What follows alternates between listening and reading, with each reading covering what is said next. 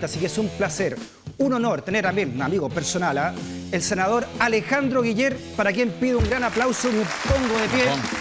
Bien. Me gusta eso de ponerse de pie. Un amigo mío dice eso en los mundiales. Sí, Carlos González Márquez. ¿Se acuerda? No, también lo decía. También lo decía. Y no, Carcuro, ¿no? Carcuro, Pedro Carcuro. Un gran amigo el Pedro. Dice, me pongo de pie. Me pongo de pie. Claro, que me escuche todo Japón. No, González Márquez era esto se acaba. Esto ha comenzado, esto comienza, esto señores, comienza, y esto señores. se termina. No, esto se acaba, señores. Claro. Y había otro que decía que el arquero se lanza volando como un carabel, porque eran los primeros aviones de pasajeros que tenían esas nuevas tecnologías que no sé cómo se llaman. Yo sé que a usted le gusta mucho el fútbol. Lamentablemente le gusta Colo-Colo, pero también... ¿Por qué lamentable, maestro? Y la historia del pobre cacique ahí maltratado. Sí, oiga, la próxima semana juega la U con Colo-Colo y en el Monumental. No gana hace como 40 años la U en el Monumental. Pero tienen que ir con el espíritu de que van a dar una gran pelea y que será una derrota digna. Oiga, senador, esta liturgia laica que tenemos acá, tenemos un ritual laico aquí en el Estoy Disponible, Salió al Poder, que comenzamos la conversación con una canción que usted ya eligió. Y usted eligió la siguiente. Mira, niñita, y te voy a llevar a ver la luna brillando en el mar. Los Jaivas. Qué bonita canción. Mira hacia el cielo y olvida ese lánguido temor que fue permanente. No me pida que cante porque se le va a toda la audiencia. Qué bonito. ¿Por qué eligió esta canción de los Jaivas? Porque es tierna, porque te habla de una niñita, y todos los hombres que soñamos de una hija. Además me acuerdo de mi señora cuando era niñita, porque mi señora era, bueno, es muy buena moza, pero cuando niñita era también, pero encantadora, y yo he visto fotos de ella, entonces me la imagino a ella, fíjate. Ah, sí, Sí, ahora tengo 2 nietas, más razón todavía. Mira. Sí, estas son canciones que tú la identificas con gente concreta. Entonces a mí me emociona mucho. Además que me gustan los Jaivas mucho. Usted es muy romántico también, Alejandro, ¿no? Sí, tengo un lado romántico Sí, claro. que oculto. Porque después me pongo llorón, esas cosas, y dicen, mira, estos políticos andan llorando. Sí, yo soy emotivo. Y sobre todo con los niños. Sí. O sea, Bueno, el dolor de un niño me conmueve. Sí. Usted es una persona muy sensible también. Haciendo periodismo yo lo descubrí, tiene una sensibilidad bien a piel, ¿no? Bien Sí, a flor. cuando yo era periodista, trabajé colaborando directamente en World Vision, que es una ONG evangélica que trabaja con niños vulnerables, sobre todo en la Araucanía y en la 8ª región, donde peor me fue, entre paréntesis, la elección, para hoja de la vida. Y bueno, era obviamente niños vulnerables, y se hace una labor hasta el día de hoy muy bonita. Tuvo tiempos mejores World Vision, pero todavía está en Chile. Sí. Lo que pasa es que cuando al país le empieza a ir bien, la gente en el mundo dice, bueno, ustedes ya tienen un per cápita, háganse cargo de sus problemas. Oiga, no me dale tiempos mejores, mira que si no... No. Vamos a entrar en problemas. Sí, después conversamos de eso. Oye, Pero no, además que en Chile tenemos muy maltrato a los niños. Sí, claro. Entonces, yo elegí eso. E incluso lo otro que hacía, desde que entré a la televisión nacional, o sea, tiene que haber sido como el año 92, 93, me empezaron a invitar a colegios y a universidades a dar charlas. De repente descubrí que mis charlas aburrían a todo el mundo, pero vino una segunda fórmula, me reinventé, ir a conversar. Es que venía este Chile más interactivo de ahora, pues los jóvenes no tienen paciencia para estar escuchando un viejo ahí que le está hablando de lo que sea, sino que les gusta conversar y desafiarte y entrar a un debate. Y mira, yo me acuerdo en el colegio que tú me menciones, creo haber estado, porque iba una vez a la semana, o un miércoles en la mañana, o un viernes en la mañana, y me iba a un colegio, pero llegaba temprano, hablaba con los profesores para conocer del colegio, de los alumnos, y tener más feeling de los temas que ellos estaban viendo. Sí. Generalmente me llamaban profesores del área de ciencias sociales, y después contacto directo con los chiquillos. Oye, ocasiones que había 500 estudiantes, ni un desorden, nunca se portó mal, nunca terminó mal eso. Fue maravillosa experiencia. Pendiente ahí, ¿eh? Ahora, si fuera como político sería distinto, pero era periodista. Oiga, Alejandro, Nada más que la tele. Es que eso le iba a preguntar, esta sensibilidad, ¿no?, de usted, ¿cómo se vio afectada con esta crudeza de la vida política y la crudeza además de una campaña presidencial? Bueno, uno vive, en el caso mío y mi familia, mi señora, que es más sensible todavía, y por razones un poquito de precariedad de ella, y mis hijos también, que no están acostumbrados a esto. Yo diría que viví los días más duros de mi vida, pero también los más maravillosos de mi vida. Entonces, al final, en el balance, valió la pena y yo me siento muy orgulloso de haber tenido esta experiencia, pero aprendí montones y lo principal es endurecerte frente a un mundo que mal es la pelea por el poder, po. O sea, tampoco puedes esperar que esto sea, iba a decir Versalles, en Versalles se apuñalaban delante del rey, pero por lo menos asumir que la política es el poder y la lucha por el poder es despiadada. Pero hay que tener coraje para sobreponerse y no perder tus valores. Pero simbólicamente, senador, ¿usted sintió puñalada tipo Versalles? Por la espalda de Bueno, primero se dijo que iba a cerrar las iglesias evangélicas en circunstancias que yo estudié en un colegio evangélico y después colaboré 15 años en una ONG hasta el día de hoy. ¿Te fijas? Me pareció injusto, pero bueno, es así la vida y tienes que aceptarlo. Después meterse con tu familia, con los hijos, con la señora, en forma despectiva, diciendo cosas que no eran ciertas. Pero entendía que era la política y que me había metido en eso y teníamos que salir adelante. Y eso nos unió mucho también como familia, no solo a mi esposa, a mis hijos, muchas sobrinas, parientes que incluso no me veía mucho tiempo, que iban a todos los actos y colaboraron. Nos hizo bien, nos fortaleció. Se unió su círculo más cercano, se unió. Por supuesto, fue una reacción muy de espíritu, más colectivo. Entonces eso te ayuda, porque además yo nunca fui candidato de las élites, yo fui por las bases, o sea, más las militancias de los partidos que los dirigentes de los partidos. Digamos, y gente muy sencilla, dirigentes sociales, mucho independiente que también se sumó y que no siempre se le dejó el espacio, porque los independientes se trataban de autoorganizar y colaborar y los partidos tienden a corretear al que es independiente. Entonces, cosas como esas pasaron, pero también las bases de los partidos se portaron súper bien en la recolección de firmas y después la campaña. Pero hay un ya ahora, viendo todo para atrás y a nivel de análisis, dice que a usted le pagó caro haber sido independiente, no haber estado con los partidos. Lo que pasa es que cuando tú eres militante de un partido, tú tienes un partido que te defiende. Cuando eres independiente, nadie te sale a defender. Solo van a estar contigo si te está yendo bien. Pero hay momentos que son muy difíciles. Entonces, ser militante, yo creo que para ser candidato presidencial se necesita estructura detrás tuya.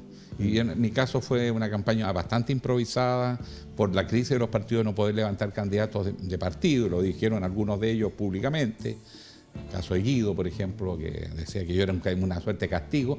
No lo dijo porque yo estuviera castigando a los partidos, sino que era como decirle, nosotros no fuimos capaces y por lo tanto tuvimos que aceptar un candidato independiente, pero eso nos está recordando que nosotros no fuimos capaces. Yo creo que lo dijo en un sentido distinto a cómo se interpretó en la prensa, pero da lo mismo, porque la prensa interpreta y esa es la verdad, finalmente, que vale. Entonces, hubo mucho roce, yo reconozco, me faltó quizás más flexibilidad también, de ser más práctico en la relación con los partidos, porque finalmente se pusieron. Ahora, con conflictos, con tensiones, pero no hay que quejarse tanto. Los partidos también están pasando por una época muy difícil en todo el mundo. Las formas de representación tradicionales están siendo desafiadas por los movimientos sociales que son más flexibles, que se expresan más rápido en las redes. Tuviste cómo en Chile acabamos de verlo. Las redes sociales se bajaron en 48 horas un ministro. Eso no lo habrían hecho los partidos políticos, no habrían podido. Y si usted tuviera que explicar, ¿no?, en su libro de memoria, Alejandro, cuando lo escriba, me imagino como periodista lo va a hacer, ¿por qué fue tanta la diferencia en la segunda vuelta entre Piñera y usted? Bueno, primero porque nos quebramos. O sea, la DC fue por otro camino, apareció el Frente Amplio, por lo tanto, lo que era la nueva mayoría en el sistema binominal, protegido por el binominal, que era imposible la entrada de una tercera fuerza. En cuanto se abrió el sistema, aparecieron nuevas fuerzas políticas. Yo creo que eso es positivo, es bueno, pero ya se produce una mayor diversidad. Entonces, tanto fraccionamiento, era muy difícil agruparlo en una segunda vuelta. Así todos duplicamos la votación en relación a la segunda vuelta.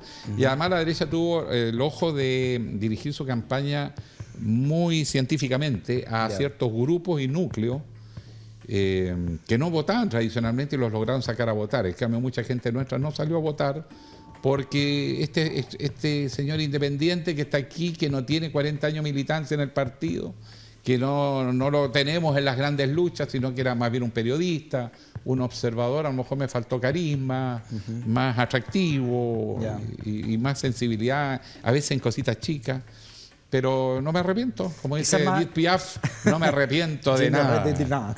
Pero esa muñeca política, como usted dice, ¿no, Alejandro? Claro, que eso se aprende. Claro. Yo nunca milité en un partido, tuve participación como joven en el Partido Socialista y en la Izquierda Cristiana, en distintos momentos, más producto que era la efervescencia del país. Todo el mundo participaba en algo en los años 70 y después bajo la dictadura militar no se podía estar en la casa, había que participar. Ahí me cobijé mucho con gente de la Izquierda Cristiana, pero porque tenía buenas relaciones humanas, o sea, porque era un grupo de gente muy... que compartía mi modo de ser y el de mi señora también, porque a pesar que ella era menos militante que yo. Pero participábamos activamente, pero más bien como ciudadanos dentro de esto. Entonces no tenía la experiencia de la negociación política, de los lenguajes, de las sensibilidades. Eso también fue difícil para los partidos digerirme. Yo también tengo que reconocer que ellos tuvieron que hacer un tremendo esfuerzo. Heraldo Muñoz creo que fue, ¿no?, que estuvo acá y dijo, nunca hablamos de crecimiento económico. ¿Fue un error también eso? Lo que pasa es que nosotros nunca pudimos instalar en los medios de comunicación los temas que a nosotros nos interesan. Nosotros tenemos en el programa nuestro, y ahí está el ejemplar, es cosa que el día que me lo pide te mando uno de regalo, teníamos un tremendo programa económico. Hablábamos de la nueva economía, de cómo había que enfrentar los tiempos que venían.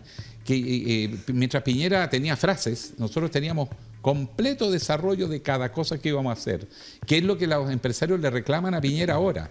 Descentralizar el país significa además generar impuestos regionales que van a incentivar a las regiones a salir a buscar inversión.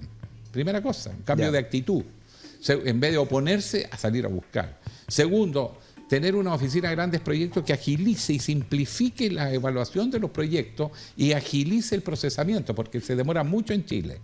Tercero, el Estado tiene que estar presente en la creación de infraestructura. Si Chile no lo subimos a las plataformas digitales de aquí a 8 o 10 años, este país no tiene futuro, porque la economía que viene no es esta economía precarizada de que habla Piñera, donde cree que la gente va a crear empleo casi como un favor. No, el empresario genera empleo cuando gana plata creando empleo. ¿Y por qué nunca pudo entonces meter ese programa? Porque a donde iba me preguntaban, pero no, si no nos interesa la economía. Hablemos de la Carolina Goich dijo tal cosa, que el MEO dijo esta otra, o sea, hacernos pelear entre nosotros y nuestra gente picaba.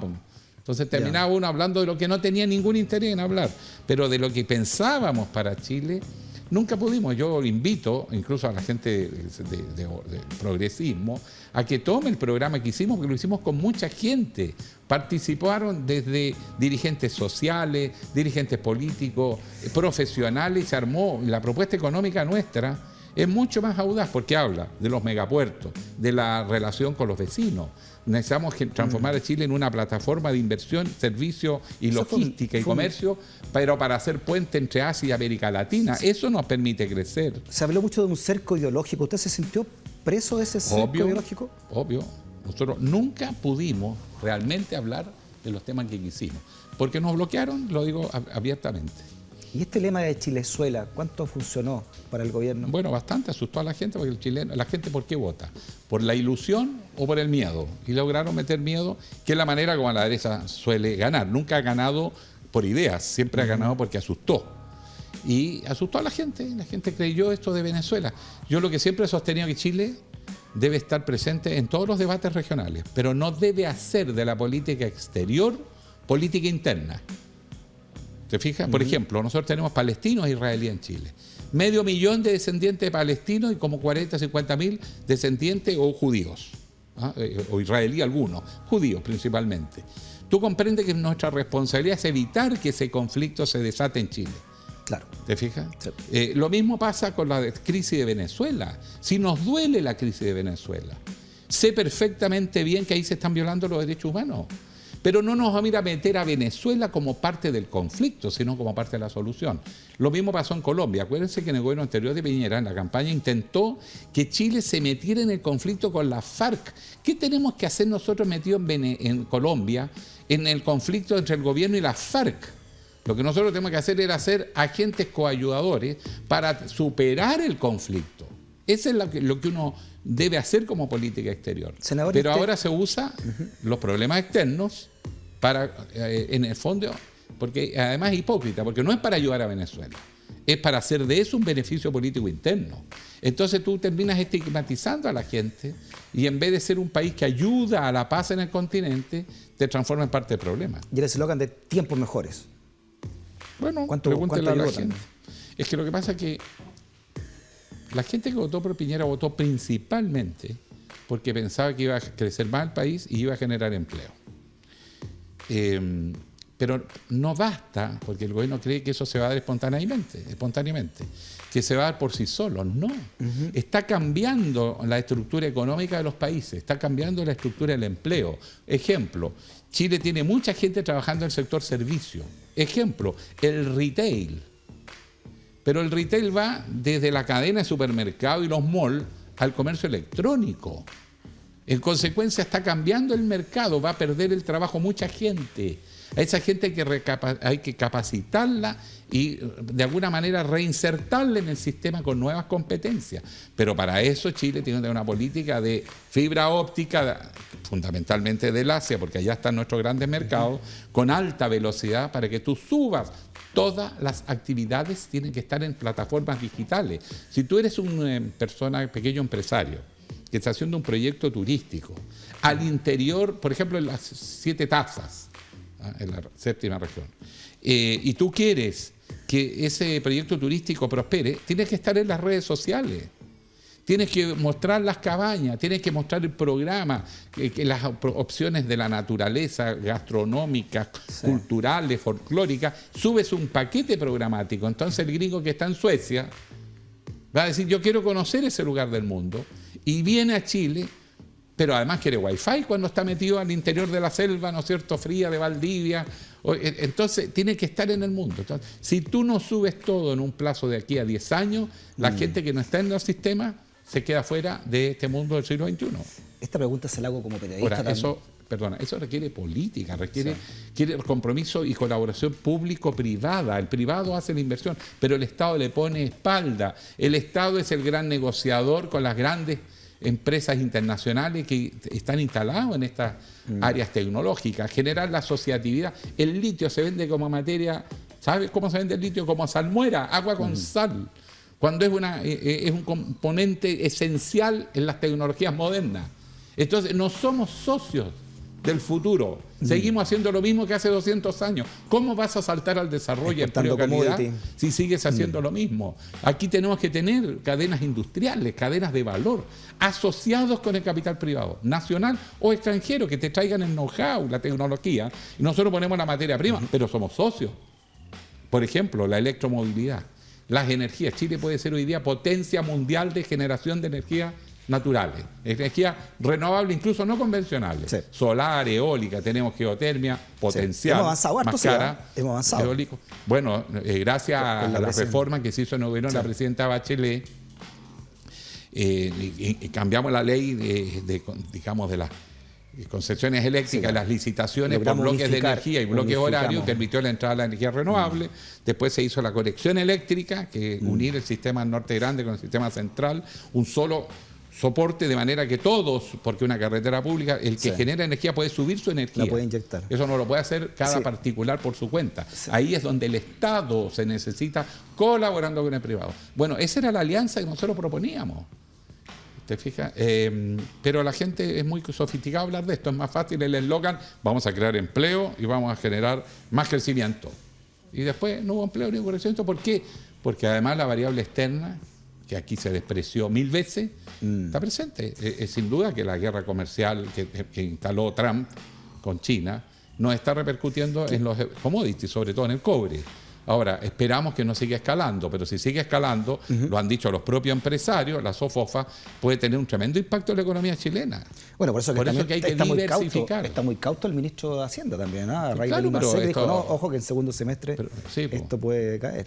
Exacto, pero en vez de plantearlo el gobierno dando justificaciones, tiene que ser proactivo. Estamos disponibles a conversar con el gobierno para reactivar la economía. Pero ojo, para tener empleo de calidad, empleo decente, no para quitarle derecho a la gente. Senador, si usted hubiese sido presidente, y se hubiesen quebrado las empresas como están quebrando, importantes y otras que son, pero han aumentado las quiebras, ha aumentado la delincuencia. Lo que hubiese pasado con los ministros, mire cómo han salido los ministros ahora, aumentó también, ha aumentado el desempleo. ¿Qué hubiese pasado con usted? ¿Cómo lo hubiesen tratado los medios, a diferencia de cómo se trata este gobierno? Lo que pasa es que nosotros habríamos hecho cosas distintas que ahora no se han hecho. El sector privado está esperando reformas importantes. Nosotros hemos dicho, estamos incluso dispuestos a discutir sobre reforma tributaria y ver si corresponde hacer algún tipo de ajuste, sobre todo para las pymes, pero con impuestos regionales, para que las regiones perciban parte de esta riqueza y no se concentre todo. Tú sabes que más del 72% de toda la tributación en Chile se recauda en 4 o 5 comunas de Santiago. Y el resto del país mira, y lo que generan las regiones se viene a Santiago. Nosotros habríamos trabajado por redistribuir la riqueza a nivel del territorio, por ejemplo. ¿Ya? Habríamos ido más rápido. Bueno, ahora en esto estamos trabajando con el gobierno. Nosotros tenemos una bancada de 16 senadores oficialmente inscritos, la bancada regionalista, que va desde Revolución Democrática a la UDI. Están todos metidos adentro. Ya. Y estamos trabajando en un espíritu de unidad y de esfuerzo de impulsar la descentralización del país para, una vez que nosotros nos hemos ordenado, invitar al gobierno a una mesa técnica, que ya el gobierno aceptó, se formó la mesa técnica, y vamos a discutir cómo mejorar la transferencia de competencia y cómo mejorar las rentas regionales, porque no vengan con cuentos, nosotros queremos redistribuir la torta, porque necesitamos que los territorios también se beneficien. Entonces, cuando una empresa genera utilidad en Antofagasta, parte de la ganancia queda en Antofagasta, parte en la región y parte en el Fondo Común para todo Chile. ¿Y qué le ha faltado a este gobierno entonces? Bueno, ¿cómo lo califica usted para este hacer reformas, pues? Tenemos que capacitar a los jóvenes y a las mujeres. Esos planes masivos de capacitación para meterlos en la... ¿Pero en qué negocio? En los servicios, en las cadenas de valor. Pero los servicios es la clave, y tú tienes que subir a todo Chile a las plataformas digitales. Estamos perdiendo tiempo. Hay que capacitar a todo el mundo, porque la gente, sobre todo los más viejos, necesitan aprender las nuevas tecnologías. Pero además hay que generar los soportes. Eso te permite que tú puedas incluso trabajar desde tu casa, prestar servicios. Se te abre un mundo, el que viene es muy distinto. Entonces necesitas hacer reformas. Esto no se va a dar solo. ¿Por qué no lo hace el gobierno? Porque tienen la teoría de que esto se da solo, que bastaba que eligieran a Piñera porque había más confianza y esto subía, y no consideraron la variable internacional. Entonces esto era una cosa, proyección lineal. No existen las proyecciones lineales. Todos los días te van a aparecer, sobre todo en una economía abierta como la nuestra y que depende de un producto que es cobre y otras cosas. Tú comprendes que la vulnerabilidad nuestra es muy grande. Por eso es que hay que ir a la diversificación. Y esto tiene que ser aquí y ahora. ¿Dónde está el megapuerto para que nos abra el horizonte al Asia y no solo Chile, Argentina? En el norte necesitamos otro megapuerto.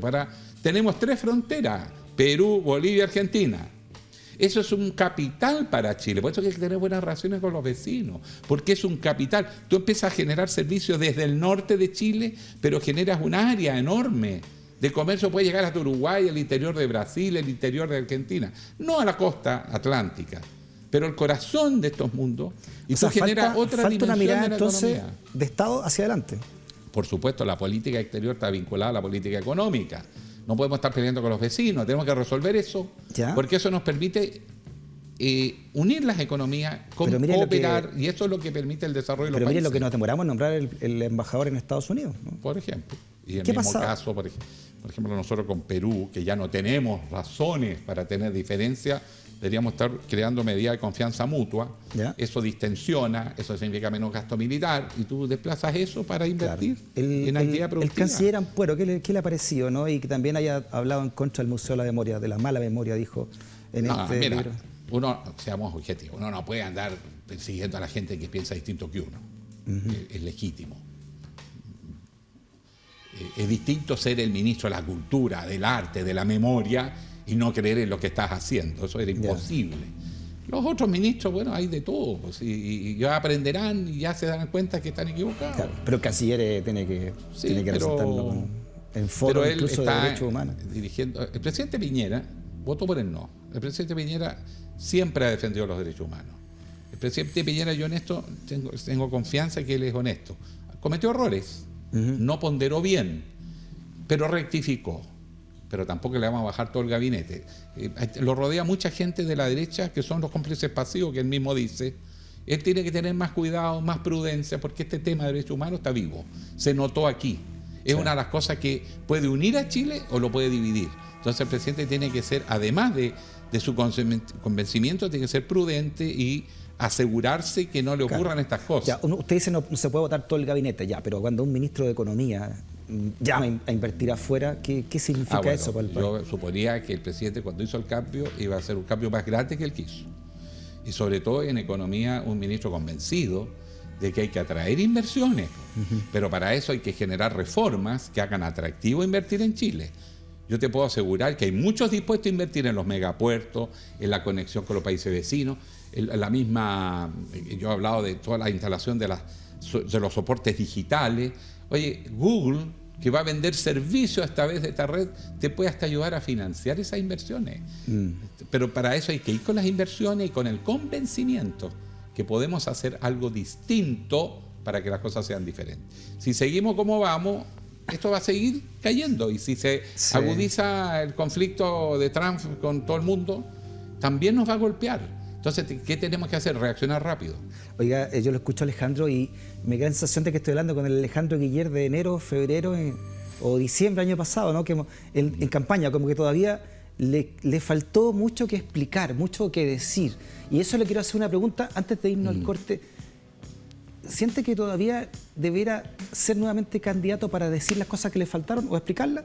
Lo veo recorriendo el país, Alejandro, lo veo también en su región, ahí en Antofagasta, lo veo mostrando y queriendo un país hacia adelante con una visión de Estado, también muy metido con los conceptos ciudadanos hoy, que son más importantes que los conceptos de los partidos políticos. ¿Le gustaría ser candidato nuevamente?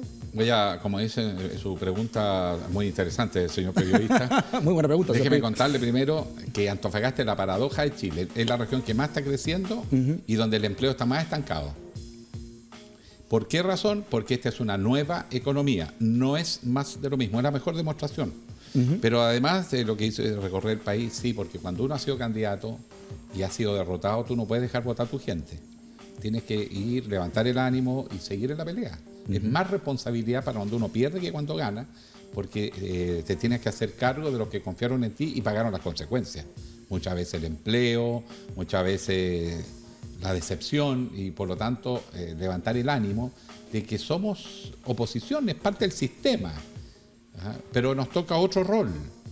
Y es un rol constructivo, no tiene por qué ser destructivo. Hay que ayudar al gobierno en lo que hace bien. Por eso yo no tengo ningún problema en decir que el presidente se equivocó, pero rectificó, hizo lo correcto cuando rectifica. Y además estamos ayudando al gobierno en la descentralización, por eso recorro el país. Generalmente voy a hablar del tema de la descentralización, porque este no es solo un tema de Antofagasta, es un tema de todo Chile. Estamos uniendo, éramos 16 senadores hasta hace 2 días atrás, ahora ya vamos llegando a 18. Porque se van sumando, porque ven que desde Moro y Cristiano estamos trabajando juntos, de buena leche y en un buen ambiente. Además te voy a decir que para mí ha sido un agrado trabajar con los senadores nuevos que llegaron al Congreso, porque ya vienen menos sobreideologizados y más abiertos. Yo creo que se están produciendo cosas interesantes en el país, donde ciertos temas se van instalando y que son de consenso de todos. Por ejemplo, la descentralización del país. Entonces déjeme cambiarle la pregunta. ¿Repetiría la experiencia de ser nuevamente candidato presidencial con todo esto que pasa? No, lo que pasa es que hay que entender los contextos. ¿Ya? Yo fui candidato en un momento de crisis de la coalición gobernante, que no pudieron tener ni siquiera mecanismo primaria para elegir el candidato, que estaban todos queriendo medirse, porque todos creían que les iba a ir bien y a ninguno le fue tan bien como esperaba. Segundo, había un agotamiento también, todo esto impacto para... Y digamos las cosas como son, corrupción que nos afectó, la pérdida de un discurso compartido, porque nosotros hicimos un discurso, pero no logramos socializarlo al punto que se transformaron en un nuevo sentido común. Es decir, para allá va Chile y que todo el mundo lo conociera, porque jugamos contra el tiempo. Un escenario inesperado, entonces tú no tuviste 4 años para prepararte, tuviste meses para formar gente, armar equipo, elaborar programa y todo el mundo presionándote. Guille no tiene programa, pero si yo nunca había sido candidato, ¿por qué iba a tener un programa presidencial? Cuando esto empieza a agarrar vuelo, más allá de la voluntad de uno, bueno, parece que esto hay una posibilidad, hay que prepararse, bueno, armar las redes recién. Entonces, contra el proceso encima. Y segundo, que el término del binominal permitió que entraran otras fuerzas. El Frente Amplio es una buena esperanza. Es algo nuevo que surge, además con un aspecto generacional interesantísimo. Hay que esperar que esa fuerza madure, se transforme en opción de gobierno.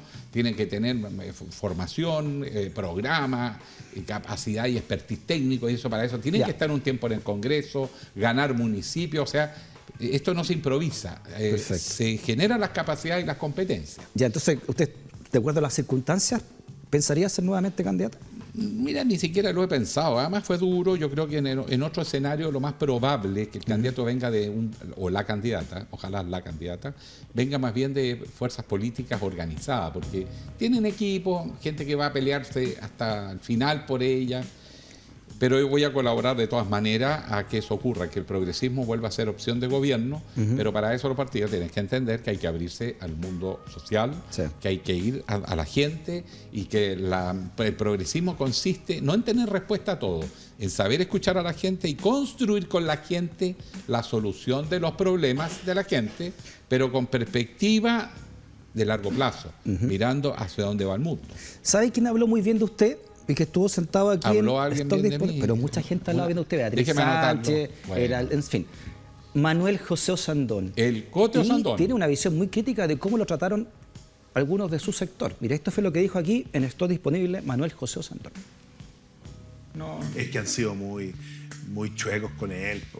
¿Ah? Porque una persona que se sacó la cresta por toda la nueva mayoría puso el pecho y lo dejaron solo, po. Sí, en las comisiones casi le dan aseo y ornato, po. Si lo tenían, no, fue... Mira, lo que hicieron con Guillé fue, perdón por estar en la televisión, una mariconada que no tiene nombre. Cuando una persona pone el pecho para enfrentar una presidencial, lo mínimo es que lo cuiden y le hagan cariño después. Mira, una mariconada que no tiene nombre, fue lo que dijo el senador que había hecho con usted. Bueno, cuando uno pierde, obviamente paga el costo, ¿no? He mordido el polvo de la derrota y fue una derrota grande, para que vamos a decir las cosas por no ir, bueno, te pasan la cuenta. Pero uno hace de ventaja de la desventaja. Por ejemplo, a mí me pasó una anécdota. Yo antes tenía como 4 comisiones. Estaba en minería de energía, en defensa, ética, y además me tocaba trabajar en el tema de llevar el control de los gastos del Congreso, en esas comisiones. Y ahora me dieron una obra pública que no ha pasado nada. No han llegado proyectos todavía. Entonces, ¿qué hice? Me empecé a ir a minería y energía, porque estábamos con el tema del litio. Y yo en eso llevaba una voz cantante porque en mi región es donde están los grandes yacimientos de litio de Chile. No es la única, pero los principales, lejos. Entonces me fui a minería y después me fui a meter a Constitución en algunas cosas. Y ayer sesioné en defensa, porque estaban discutiendo la supresión de la ley reservar el cobre y por lo tanto un nuevo sistema de financiamiento para las Fuerzas Armadas. Me parece, pero... Entonces uno tiene que hacer, mira, tripas corazón en política y transformar la desventaja en ventaja. Pero también decía Osandón que siente que le han hecho más cariño en el sector de él con esto que dijo que en su propio sector, que fue el que le hizo poner el pecho a las balas. ¿Es verdad eso? Sí, ¿Le han hecho más cariño? ¿Adversario ha sido menos ingrato con usted que los propios...? Bueno, que no son tus competidores directos. A veces la competencia dentro de tu propio sector hace que haya más roce entre las personas que tienen algún tipo de liderazgo. Pero yo en el Congreso he hecho grandes amigos y lo he dicho. Algunos ya veníamos de antes, por lo tanto no los menciono, el caso de Elizabeth Allende. Pero en el caso del Congreso me dice muy amigo Bianchi, del actual ministro de Minería y Energía, Waldo Procuriza, que además un estupendo ministro y lo hizo muy bien como senador, zona nortina también como yo, minero, Alejandro García Huidobro en la sexta región, he tenido la oportunidad de trabajar con don José García Ruminó, por ejemplo, gente que es del otro sector, y lo hemos hecho bien, incluso Víctor Pérez. Ha sido muy agradable para mí, para ser sincero, la relación entre senadores, y ahora con podría mencionar otros más, ahora con los jóvenes que llegaron, o sea, no los jóvenes, los nuevos, algunos con sus años, pero nuevos, como senadores, estamos haciendo un delicioso trabajo en la comisión en esta bancada transversal de regionalización, porque yo soy partidario de trabajar con todo lo que quieren trabajar contigo. A mí yo no exijo adhesiones ideológicas incondicionales a nadie. Si que estamos dispuestos a trabajar en algo, trabajamos en algo. ¿Es verdad que le propusieron ser presidente del Senado desde el otro sector? Sí, RN, la UDI tuvieron esa generosidad conmigo. Me decían, sé tú el que le entrega la banda presidencial a Sebastián Piñera, es una manera de cerrar el círculo de las elecciones, pero en mi sector eso no habría sido entendido. Y no solo los senadores, sino en la gente que votó por mí, habría sido un poco confuso, así que les agradecí el gesto generoso, pero uno tiene que estar con ciertos límites, cuidando la sensibilidad de tu elector finalmente. ¿Y sintió lo que dice el senador Sandón, que, como él lo dijo, ¿no?, campechanamente había sido una mariconada lo que habían hecho con usted algunos sectores? No mariconada, era explicable. Uno tiene que saber que cuando tú ganas, tienes 1 millón de amigos, y cuando pierdes, desaparece el 1 millón de amigos.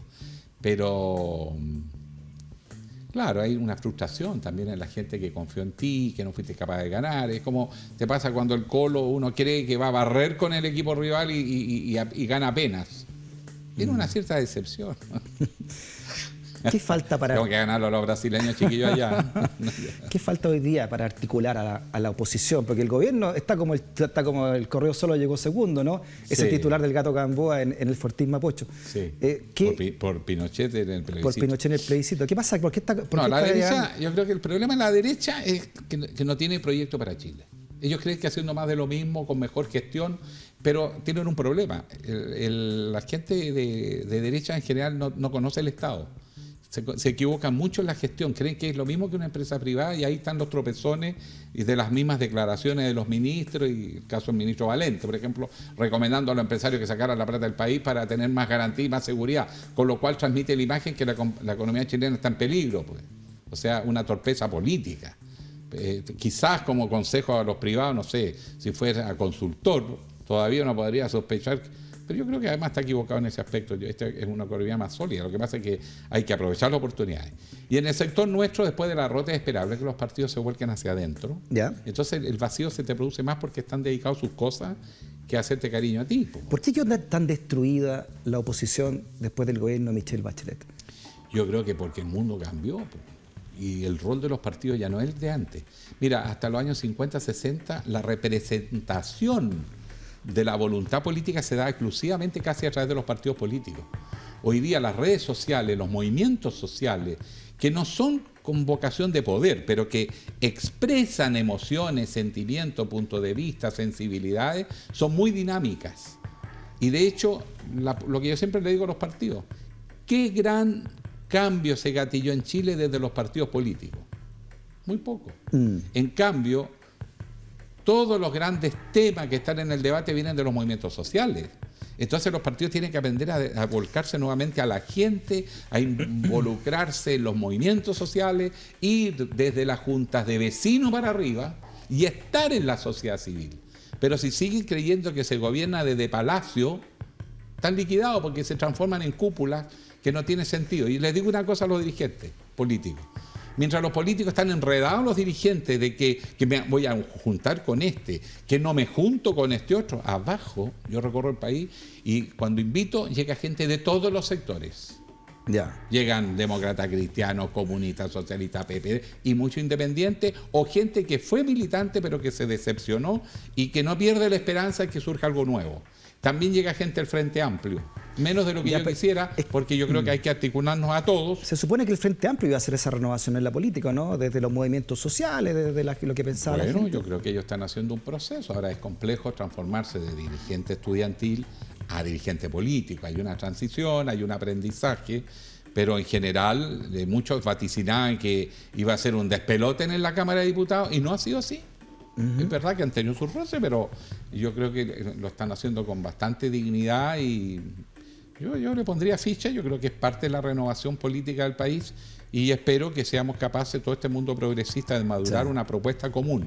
Ahora, ¿dónde la vamos a encontrar? No entre los intelectuales, no entre las cúpulas, Las bases. yendo a la base social, volver a la gente. Bueno, las bases votaron Ella nos va a decir. Votaron a Rojas y votaron de alguna manera también al ministro de Educación, ¿no? Sí, pues exactamente. Las redes sociales y los movimientos sociales son mucho más dinámicos, más potentes hoy día que los partidos políticos. Entonces, pero ellos no aspiran a ser gobierno. Oiga, los partidos son los que aspiran a ser gobierno. A propósito de Entonces hay gobierno, que articular todo esto. Aquí se han dicho tantas cosas ante Sillona en este Senado del Poder. Florcita Motúa estuvo acá hace un par de semanas y aquí fue donde dijo, menos mal que no ganamos en esta primera vez. Ahora quizás sí, pero menos mal que no ganamos. Sí, estábamos mal. Se refería al Frente Amplio, que Sí. no ganaron con Beatriz Sánchez. Pero yo creo que a ellos les pasa lo mismo que a nosotros, pues tienen que madurar los procesos y los cambios no son de la noche a la mañana. Yo creo que el país está cambiando muy rápido, para bien. Se están abriendo enormes oportunidades. Este es un Chile más preparado, pero necesitamos entender todos que primero hay ciertas áreas en que tenemos que tener acuerdos comunes. Y en eso no hay que temer a conversar, dialogar y trabajar juntos. Y habrá otros temas en que nos vamos a ¿Y diferenciar. por qué se ve una derecha tan cohesionada, así, desde lejos, ¿no? Y una oposición tan fragmentada? ¿Dónde está la diferencia? Bueno, primero la derecha no está unida, mira cómo se están tratando entre otros, y apenas afloró el tema de derechos humanos se quebraron. Porque hay una derecha que sí entendió y asumió la tarea de lo que representa la reivindicación de los derechos humanos. Yo estuve con Platowski el otro día ahí en el Museo de la Memoria, en el acto que se hizo el Su miércoles. padre estuvo en un campo de concentración. Sí, exacto, y él comprometido. Y el mismo presidente está comprometido. Los errores tampoco seamos tan egoístas. Todos nos caemos. Y lo importante es saberse levantar y se levantó rápido. Y pagó un costo en su sector porque también hay termocéfalos que niegan la realidad. Tú vas a Alemania, hay gente que niega el holocausto, a pesar del testimonio que tienen ahí mismo. Y el Museo de la Memoria lo que recuerda es a los judíos que fueron víctimas de la represión del nazismo. No es el museo histórico de la Segunda Guerra Mundial, ni pretende empatar los motivos de los nazis y del pueblo judío. Esto lo que habla es concretamente del intento de exterminio de un pueblo que es el pueblo judío. Y la idea del Museo de la Memoria en Chile no es el Museo Histórico Nacional. No es donde se construye la visión oficial del Estado por los historiadores, sino que es como el pueblo recuerda un acontecimiento y recuerda sus deudas, sus dolores, su gente. Es un sentimiento más que un análisis racional o una escritura de una historia que los deja a todos contentos, porque eso hace la historia. Oiga, senador, Bueno, la historia oficial. quedan 2 años para la elección de gobernadores, de alcalde, 3 años para las presidenciales, que en política son 2 días, ¿no? Está ahí en la esquina. Y usted me hablaba de ojalá fuera una mujer la candidata de la oposición. ¿En quién? Porque es más cambio. ¿Pero en quién se podría pensar hoy, ¿no? En el panorama de mujer? Bueno, la misma Beatriz, que en carrera, yo creo que ella tiene que meterse un poquito en cargos para aprender a administrar el Estado en un municipio, en una gobernación. La gente del Frente Amplio tiene que volcarse a conocer cómo se administra el Estado. Y la gente nuestra a renovarse y dejar el tiraje a la chimenea, porque hay mucho tapón. Por ejemplo, voy a dar un ejemplo. En estos días se está hablando del nuevo directorio de Televisión Nacional de Chile, y los partidos siguen creyendo que son los dueños de los cargos. Se nos están entendiendo lo que estamos hablando. Ellos creen que esto sigue igual. 2 para ti, 2 para mí, o 3 para ti, 3 para mí, y el director lo nombra el presidente. No, pues. Yo no digo que no sean militantes partidos, pero no puede ser la militancia lo que marca la designación del miembro del directorio de TVN en un momento en que el canal público está en una tremenda crisis de identidad, no solo de negocio. Es un modelo de negocio que no funciona y una propuesta programática que está totalmente desenfocada. No es hoy día un canal público, es un canal estatal, pero no público. Entonces necesitas gente que represente la diversidad del país. ¿Dónde está un director que sea miembro activo de los pueblos originarios? Gente que sepa de televisión y del negocio de lo que viene. ¿Dónde está esa gente? Busquen ahí. O del Frente y no Amplio empiecen también, ¿no? a repetirse los mismos nombres, por amor de Dios, que llevan 20 y tantos años, más allá de sus méritos. También hay otra gente. Ariana del Piano creo que va a ser nombrada como directora. No sé, yo he leído en la prensa, pero no he conversado esto con los partidos. Sí he expresado mi inquietud a todos. Y yo creo que llegó la hora de terminar con el binominal, de abrirse a la sociedad civil también, de entender que además hay una fuerza nueva que es el Frente Amplio, y esto entonces no puede ser 2 para la derecha, 2 para la ex-concertación, digamos, o una mayoría, sino que esto tiene que representar la diversidad del país. Es un país que está cambiando muy rápido. Hoy usted como independiente senador, ¿se siente cercano al Frente Amplio? ¿A lo que piensa el Frente Amplio, lo que está haciendo el Frente Amplio? A cosas que plantean, sí. Yo creo que hay en el mundo progresista hay muchas cosas que están dando vuelta, que hay que darles más estructura, más forma. Yo creo que lo veo como saludable. La democracia del binominal ya estaba ahogando al país. ¿Ya? Y lo que ha pasado en esta elección, que como ya no hubo binominal, ya nadie quedó obligado a votar por el único que les queda como alternativo, porque cuando se elegía uno y uno, jugábamos al empate, todo el mundo tranquilito ahí en las cúpulas. Hoy día hay que salir a disputar los votos y hay que hacer una colaboración, pero con competencia también. Claro, se pregunta como lo que fue la nueva mayoría hoy está en la diáspora. Dentro de la nueva mayoría también hay gente joven muy buena, pero los más viejotes tenemos que dejar pasar un poquito también a la gente joven de la nueva mayoría, que también la hay. Y el Frente Amplio, sí, es una experiencia nueva. Es verdad que tienen bastante todavía, no tenemos muy claridad hacia dónde van a ir, qué sé yo, pero la dinámica de la democracia es un proceso, no es una cosa que tiene que estar de un comienzo a fin todo listo, no, es una construcción. Sí, parece que hubo un terremoto muy alto en la oposición con esta derrota electoral también. Pero ¿no? Las derrotas te permiten plantearte de una manera distinta. Dice Kuhn, que es un famoso filósofo de la ciencia, de que los grandes cambios, los paradigmas son precedidos por crisis. Claro. Una crisis de un sistema ya no da respuesta y ahí viene la necesidad de algo totalmente nuevo y se renueva la ciencia. Bueno, lo mismo pasa con la sociedad, lo mismo con la política. Se necesitan las crisis para cambiar, porque si no se hace expresa la crisis, no cambiamos. Y por lo tanto es una época muy linda porque es una época muy creativa. Sí. Además, tan fácil ser oposición. Es más fácil criticar. No te tienes que comer ningún sapo ni decir que sí a cosas que no estás convencido. Acá tú puedes ser mucho más abierto, pero además, sobre todo, atreverte a buscar cosas nuevas. Te tienes que cambiar.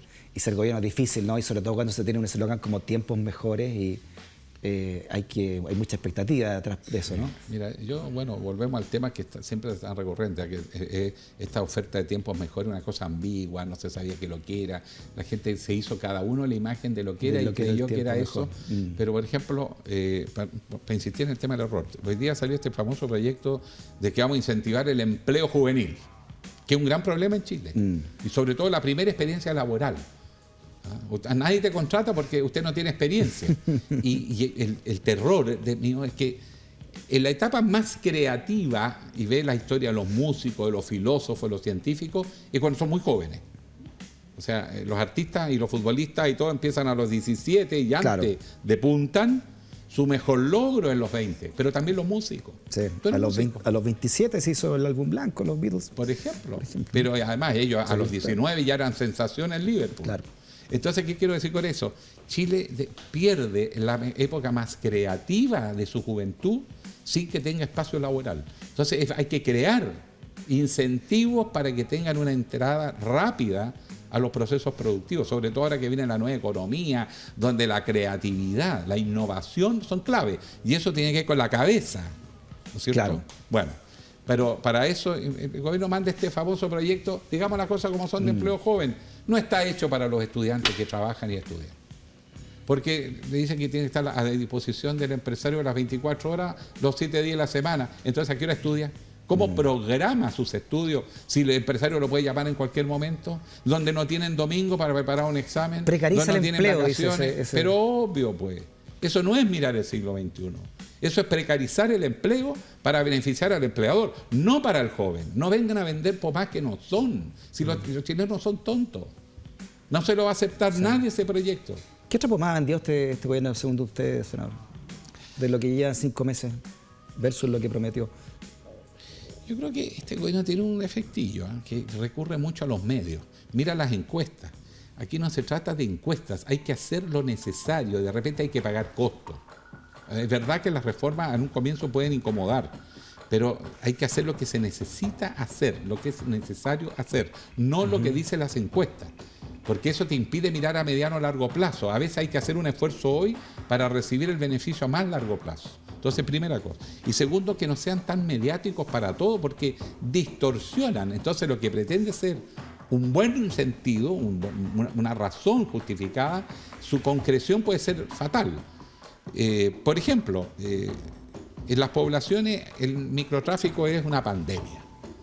Si tú haces un operativo masivo y llegan los autos y metes bocina, los delincuentes desaparecen porque están preparados para la primera alerta desaparecer. No encuentras nada y molestas a los vecinos que se portan bien. ¿Cómo le ha pasado? Pues? Si no estoy diciendo nada que no haya ocurrido. Pero si tú usas la inteligencia policial y focalizas la búsqueda en los traficantes y haces la redada, no le das tiempo a moverse. Lo mismo, por ejemplo, los armeros en las poblaciones, que son los que hacen el negocio de las armas. Esos tipos hay que investigar, detectar y actuar sorpresivamente. Eso sí, entonces vas directo al objetivo. No te diluyes en puros bocinazos, porque claro, tiene espectacularidad, da la sensación que estás haciendo cosas. Ok, es verdad, ya, mostrar que se está haciendo algo, pero tiene que ser efectivo lo que estás haciendo. Porque una vez pasa, pero la segunda y la tercera ya después se diluye y la gente se da cuenta que no hay resultados reales. Le tenemos un regalo, senador. A ver. De don Gabriel Salazar. Don Gabriel Salazar, historiador chileno, Premio Nacional de Historia, además una persona que ha hecho un trabajo muy interesante de mostrar una visión de la historia desde el pueblo. Y de lo social, como usted dice.